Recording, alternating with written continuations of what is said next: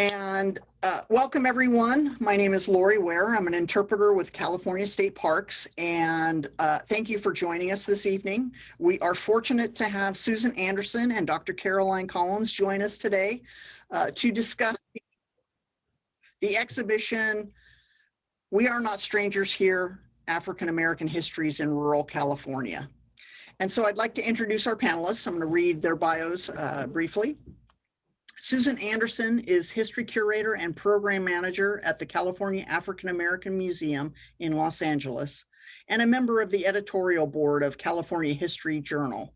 Previously, she was Director of Library Collections, Exhibitions, and Programs at the California Historical Society, headquartered in San Francisco. She served as Interim Chief Curator for the African American Museum and Library at Oakland, and was the founder of Memory House, a curatorial and public history consulting firm whose clients included the City of Berkeley, the Golden Gate National Recreation Area, the Richmond Museum of History, and the Mazizi, am I pronouncing that correctly? Mazizi Kunini Museum in Durban, South Africa.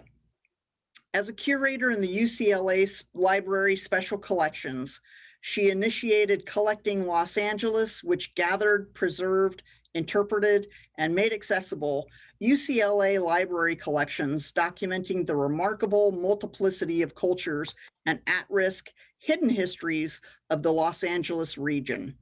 She was managing director of LA as Subject, hosted by USC Libraries. She has published and lectured widely with an emphasis on California's hidden African American past. Susan's book, Nostalgia for a Trumpet, Poems of Memory and History, was published by Northwestern University Press. Her forthcoming book, African Americans and the California Dream, is under contract with Heyday Books. And Dr. Caroline Collins is the Cathryn P. Gamble Postdoctoral Fellow in the Department of Communication at University of California, San Diego, where she earned her PhD. She holds a Master's of Fine Arts in Creative Writing from UC Riverside and a BA in American Literature and Culture from UCLA. Her work examines how the history of the American West is made and remade, particularly in California and especially in popular culture.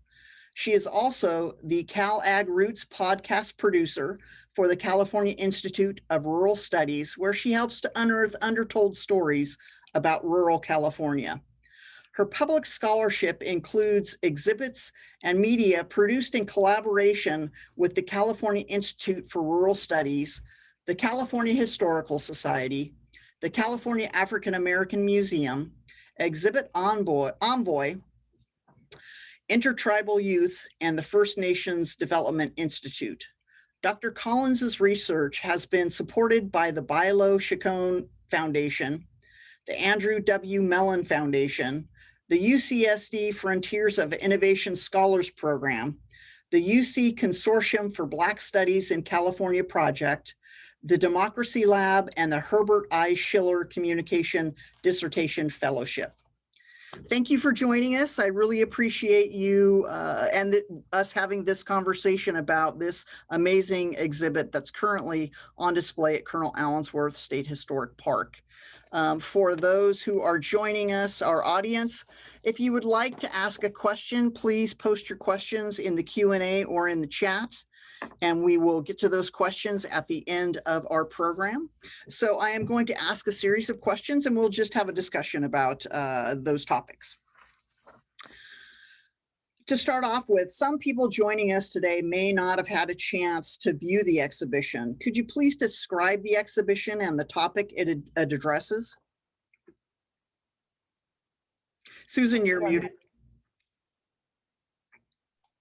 All right, thank you so much. And thanks for having us.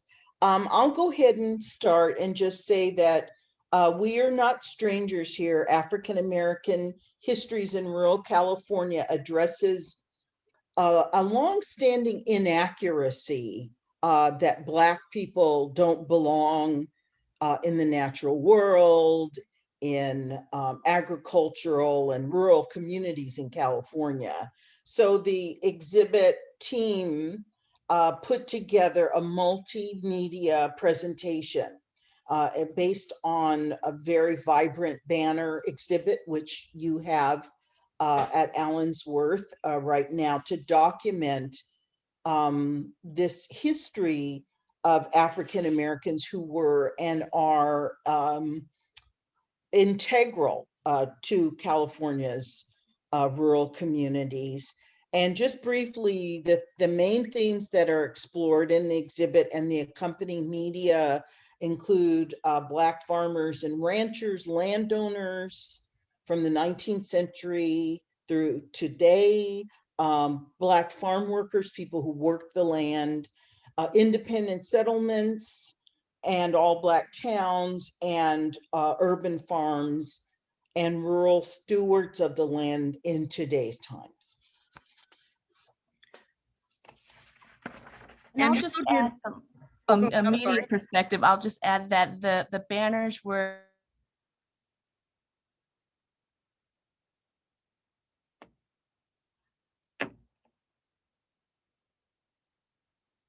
and they're mobile, and they're able to be taken place to place and really accessible. Yes, and it's a traveling exhibition that is coordinated through a company called Exhibit Envoy. How did the exhibition evolve from inception to traveling exhibition?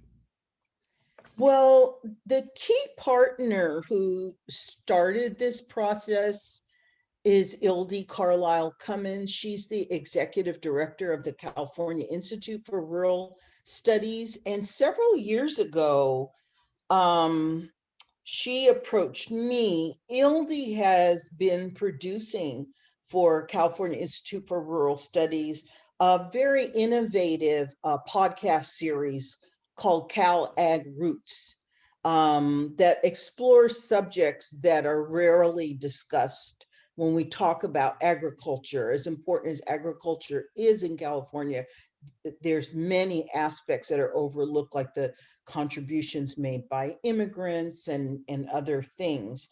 And so several years ago, Ilde began a conversation with me about how we could incorporate African-American stories into the podcast series.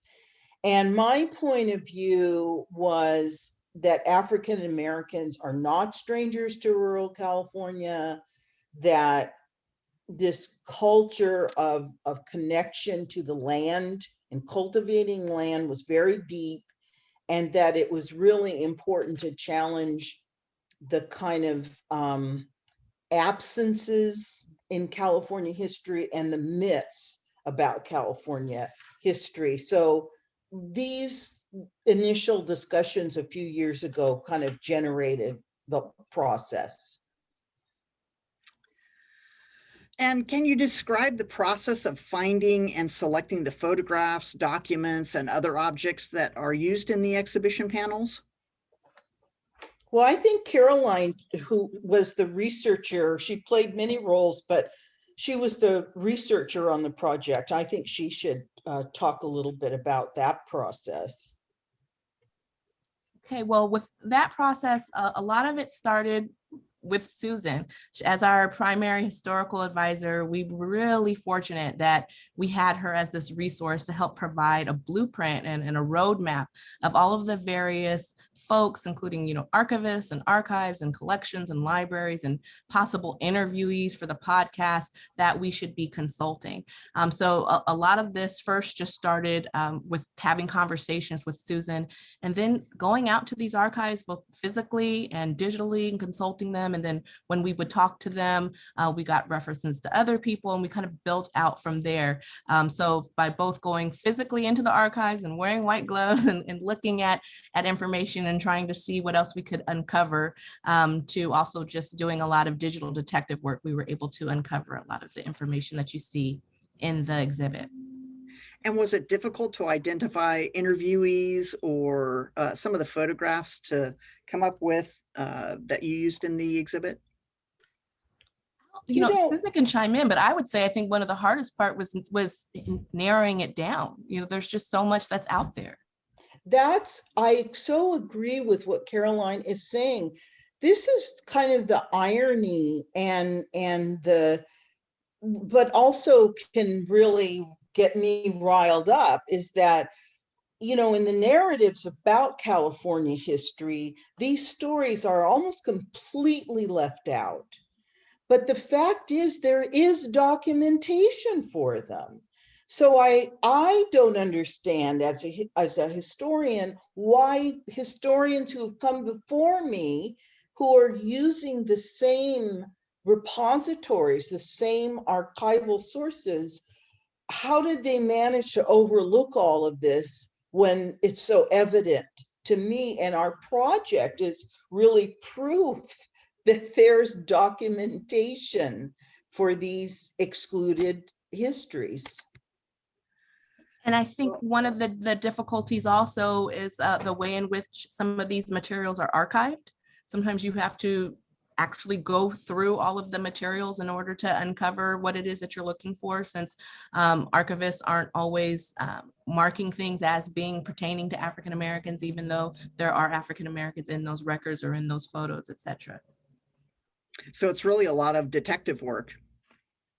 It's detective work, but it's also knowledge. What Caroline just said is very important, because you know, I mean, I've worked in a lot of collections and I have great admiration for librarians and archivists, but at the same time, there are a lot of people in the profession who do not have knowledge of this history. So they may have these materials in their collections and be unable to identify them. They don't know the content, they don't know the history.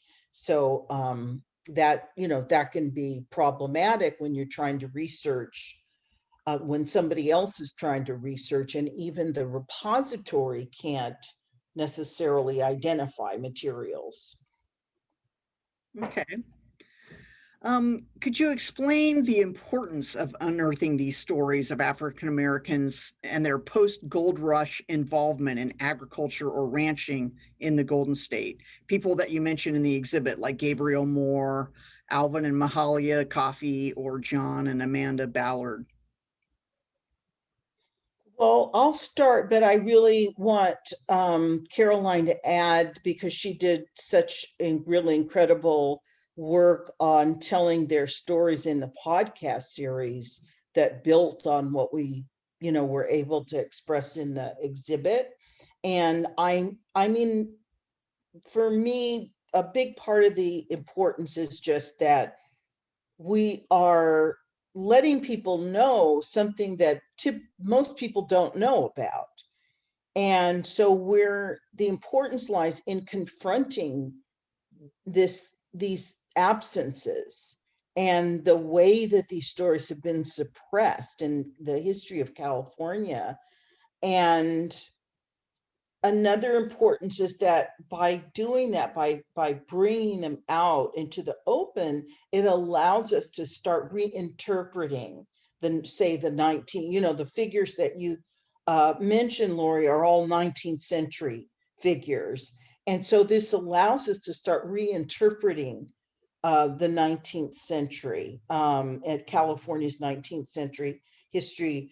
And it's throughout the state. I mean, Gabriel Moore is in the Central Valley. The Coffey family was way up north in Tehama County. The Ballards that you mentioned, they were in Los Angeles. And each one of them made history in really important ways that affected a lot of people. And so, you know, it's important that we know their stories and what they contended with. Yeah, I'll just add on to say, you know, especially from my perspective, even though I do a lot of historical work and use historical methods, I'm a communication scholar. And so what I'm really interested in is storytelling. and specifically in national and regional origin stories. And for me, I'm very interested in the mythology of the American West and the way that we just take it for granted as common sense, and that it tells us all of these things about who we think we are, what values we hold dear, who has particular types of ownership and legitimacy within the nation. And so that 19th century that Susan was just talking about is just so pivotal, so iconic. So many folks think they know the story of California in the 19th century. And it in so many ways suppresses and erases really important contributions of African Americans. And even though the focus of this particular exhibit was Gold Rush on and from the inception of the state, we also know that the archives tell us that Black folks have been, and people of African descent have been here in California, what we call California now, before Anglo-Americans were here in any significant number. And so this is just really important history that needs to be told, because we need to have a firm grasp of our past, but also because of all of these other things like identity and legitimacy and the way that we see each other and ourselves in the state. And in the exhibit, people will be able to learn about these figures that you mentioned, Lori.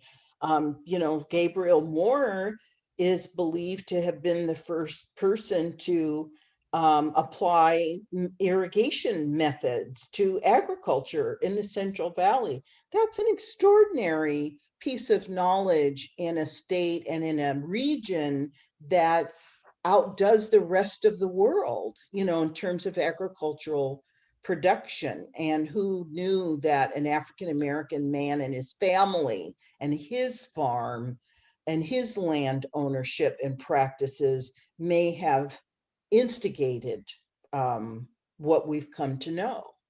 It's just one example. And are folks able to access the podcast outside of the exhibition? Yes, they can go to www.agroots.org, or they can go into SoundCloud or Apple Podcasts or any other place that they listen to their podcasts and look up the Cal Ag Roots podcast. Because I think a lot of people would be interested in listening to these even prior to coming and viewing the exhibition. Yeah, it was a nice way for us to flesh out some of what we weren't able to cover in the exhibit.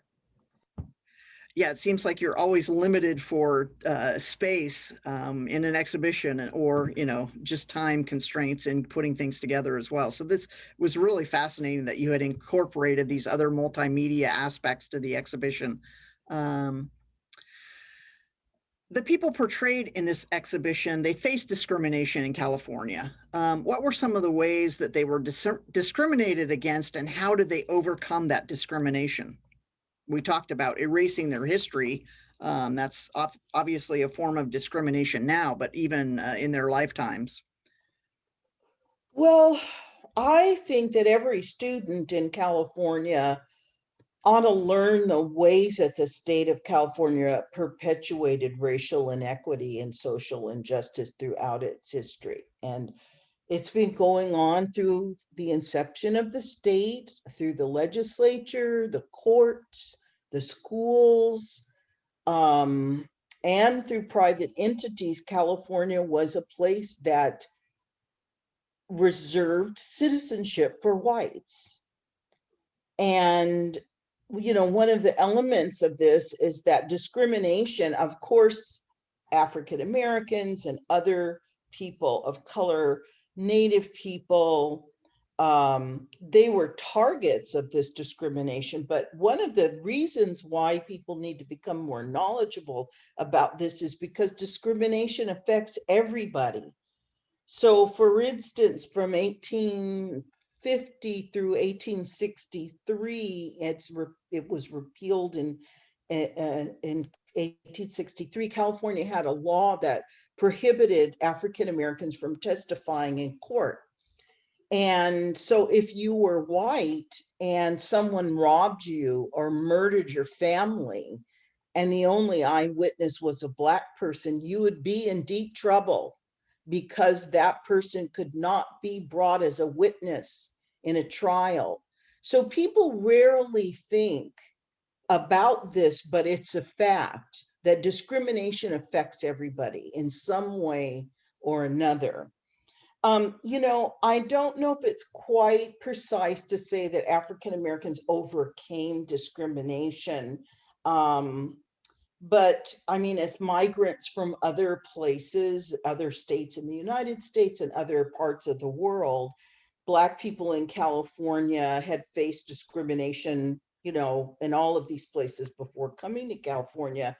But I think it's safe to say that from the 19th century in California, that Black Californians have been the most unified and consistent group publicly challenging inequality in California. So that's, that's how they faced discrimination, was they exhibited this extraordinary ingenuity. When the state prohibited Black students from even attending public schools in California history, communities built their own schools, and they raised money through subscriptions and dances and church offerings to build their own schools, and to pay their own teachers and to buy books. Or their churches were used to support their businesses and farms, or their newspapers were vehicles to campaign for full citizenship. So that we see in California history that this response of creative response to people getting what they want. They want equality, they want their children to be educated, and people found ways to do that. So Allensworth, the town founded by Allen Allensworth and William Payne and several other men from the Los Angeles area, is one of the all-Black towns discussed in the exhibition.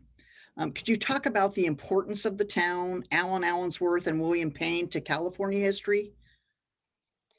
Well, one of the things I think is important is to put it in some kind of context that helps. First of all, because in California and in the United States, we have this long history of communal settlements going back to at least the 18th century. And in California, for instance, while Allensworth was being developed in Tulare County, and the founders were buying the land and platting, the settlement, starting in 1908 and going out from there, in the Antelope Valley, starting around 1911, Llano del Rio, a socialist colony, was being developed. So this history of intentional communities, utopian communities, is very deep, both in the United States and in California's history. A lot of times people think that communes started with hippies, but it's not true. It started long before, and it's actually an American tradition, another part of our history that has been suppressed. And Allensworth at the same time was part of what I call the Black Town movement that started after the betrayal of Reconstruction, at the end of Reconstruction in the South, when the violence, white terrorism, economic exploitation was so severe that hundreds of thousands of Black people fled the South and went west. And there were so many people that left the South that the United States Congress held hearings to find out what was going on. It was so dramatic a movement. And people founded towns in these Western states. So Kansas, Oklahoma, Texas, more of that history, thankfully, is coming to light because Texas had more Black settlements than any other state. And so actually Allensworth is a early 20th century version of these Black settlements that were, put together for safety reasons, so that people could live a more ideal life. They could breathe a sigh of relief away from whites and the threat of violence. But Allensworth is also important because the founders very clearly articulated a political statement, that the town was a political statement.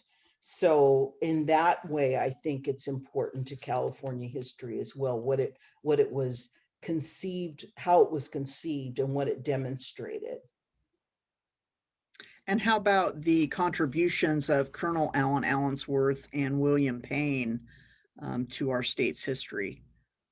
Well, that's a long topic, because I think, first of all, Colonel Allensworth had been in California before retiring and moving to LA in 1906.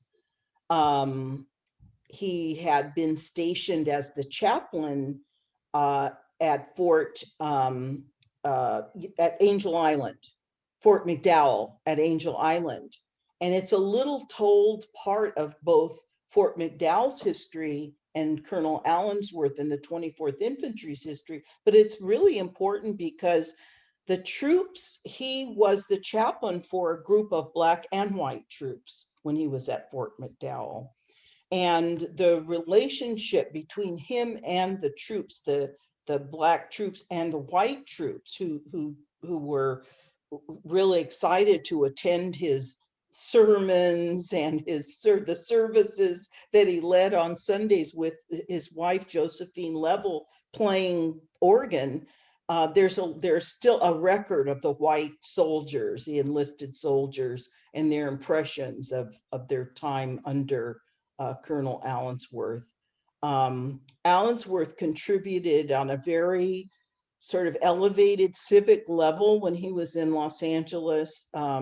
For instance, he was a member of the commission. Now, this will can put him in a poor light in a way, but he was a member of the commission, the board that got the bond measures passed to bring water to Los Angeles from the Owens Valley. And we can argue about the negative impact of that, especially for Native people and the Owens Valley. But it does give you a sense of how respected he was in the social environment there. So he was a very influential person, and there's a lot. He was a leader in the National Education Association. He was a leader in the Republican Party. And then by establishing Allensworth and having it named after him, his national reputation grew even more. And William Payne, similarly, I mean, he set up the education system and the separate school district and was principal of the school in Allensworth. But when he left Allensworth in 1914, he went on to establish as principal of Douglas High School in El Centro. He established a kind of underground training system for Black teachers in the state there was like this catch-22 situation. They would go to college, they would apply for a job in a white school district and be told that they didn't have the experience to get hired. But the joke is that they were discriminated against and they weren't going to get hired.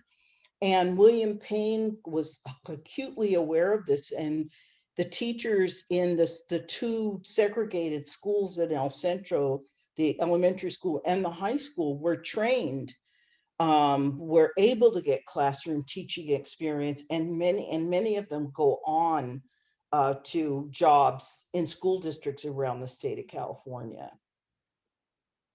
Thank And you. the story that Susan was just saying reminds me of when she was speaking earlier to the importance that archivists kind of have this relative knowledge of larger context.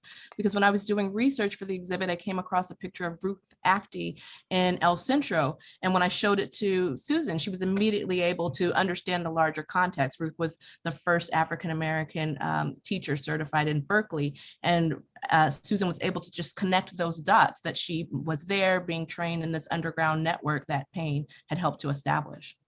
I think, that I knew who she was. When we had the photograph, most people thought it was just a generic group of people, but because AMLO has Ruth Actie's papers, and I was very familiar with her papers, and there's a movement in Berkeley. There's a school now that's going to be named after Ruth Actie in South Berkeley.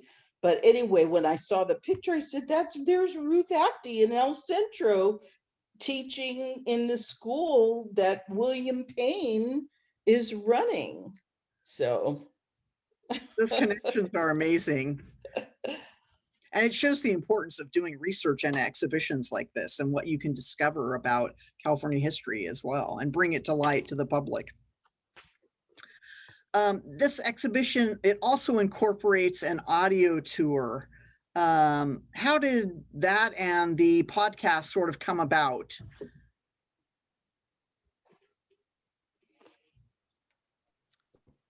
Well, as Susan mentioned, Ildi, when she was envisioning the project with Susan, she saw a podcast component being part of the larger vision and that it would have these multimedia aspects. So the audio tour are snippets from some of the interviews that either some of those direct quotes ended up in the podcast, or they were just part of larger interviews that we used to build the podcast.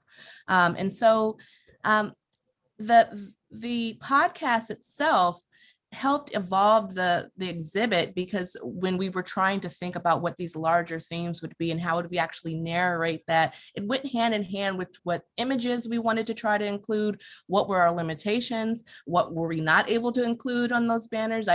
I was talking earlier about they're 5 feet by 7 feet, but even with all of that space, we did not have enough space to accommodate the stories and the archival materials that we were uncovering. And so the podcast gave us this room to tell those stories. And at first we thought it would be 3 episodes, and it grew into 6 because we wanted to take the time to really have the listener be able to envision some of the things in a more narrative way that we were trying to get across in the exhibit. And one of the aspects that I love about the audio tour is that on the final panel, guests are invited to share their own stories. How did that come about? Was it just an idea that grew out of the group? yeah, it was just conversations about, how do we want people to experience the end of the exhibit? And we definitely wanted to get feedback from visitors, and have them relate, if it were possible for them to relate in a personal way to what they were experiencing. Okay. And I can only speak for myself and not Susan, but I know as a scholar, but also as a Black Californian who has ties in the state, and Susan's family ties go back further than mine, I knew that some of the photos we were uncovering, they reminded me of photos that I'd seen in my own family albums and on walls and in families' houses. And so we knew that those stories were out there, that these were not the exception, but the rules. We wanted to give folks an opportunity to share. Okay. Well, it looks One like of the things I want to mention too, to encourage visitors who come to Allensworth and see the exhibit to leave their stories. And also, if they listen to the podcast, we were able to interview, and this is one of the joys of my research, we were able to interview people who are descendants of the people that we talk about. So like John Ballard's descendants and the Coffey descendants, they're interviewed in the podcast. They're not just distant figures from the mid 19th century, but their families are still in California, and they've been in California for a long time. Wow, that's really great. We did have a couple of questions from the audience. Would you be willing to answer those questions? Okay, so the first one is, can you provide the contact information for the traveling exhibit if people want to bring it to their community? And I do have that. It is exhibitonvoy.org, and I will put that in the chat. And then the second question, will there be a book or documentary associated with this exhibition? Well, we are still talking about ways of continuing to activate the content and the stories. One of the things that we do want to do is create a digital version of what the exhibit deals with. So that's still kind of in the works and in discussion. And that would be another kind of storytelling approach. And I think that's really the digital version, the online version is maybe that's as far as we've gotten, Caroline? I think that's as far as we've gotten in formal talks, but a documentary would make a lot of sense for this project. But, yeah. And then I was also wondering, out of all of the research that you did for this exhibition, were there other stories that came to light that you wanted to explore further? There's many other stories. And, you know, I was able to discover a bunch of things because I'm writing a book. So, and spending a lot of in-depth time researching and exploring 19th century history, which is a big part of what's missing. So there are really, really numerous stories in every county in California. You could do a version, you know, of these stories about ranchers and farmers and the civil rights, people looking out for civil rights and building their institutions in every part of California. So there's hundreds, if not thousands, of stories that we did not tell. Yeah, and for me, the book I'm writing based off of my dissertation looks a lot at public history sites that tell the story of pre-US California. And so, as I mentioned earlier about just the long presence of folks of African descent here in the state. And so working on this project did unearth a lot of those stories. And so I'm working now on a digital exhibit that's going to be called Black and Brown California. That's funded through Mellon and US Latino digital history. And so that will be something else that kind of grew out of this project that'll come next year. And do you have projected dates on when your books will be coming out in case the audience is interested? I don't, because I'm still writing it. Okay. I know when I'd like to have it finished next year, but beyond that, I don't have a publication date. Okay. Same with me. I'm hoping to finish it in 2022. Well, keep us posted and we'll definitely help get the word out. For those of you who may be interested in viewing the exhibit, it will be at Colonel Allensworth State Historic Park through August 1st. And then it is moving to the Spooner Ranch House in Montano de Oro State Park.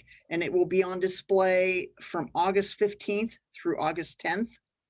Then it moves to the Tulare County Museum in Visalia from August 31st through December 26th.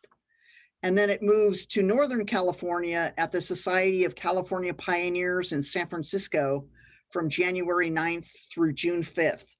So I hope that you will take time and go see this exhibition. It's really amazing. And thank you for joining us, Susan and Caroline. You've done a fantastic job with this exhibition. And we hope that we can see additional research and exhibitions from you moving forward. And thank you all for joining us. Have a pleasant evening and good night. Good night. Thank you.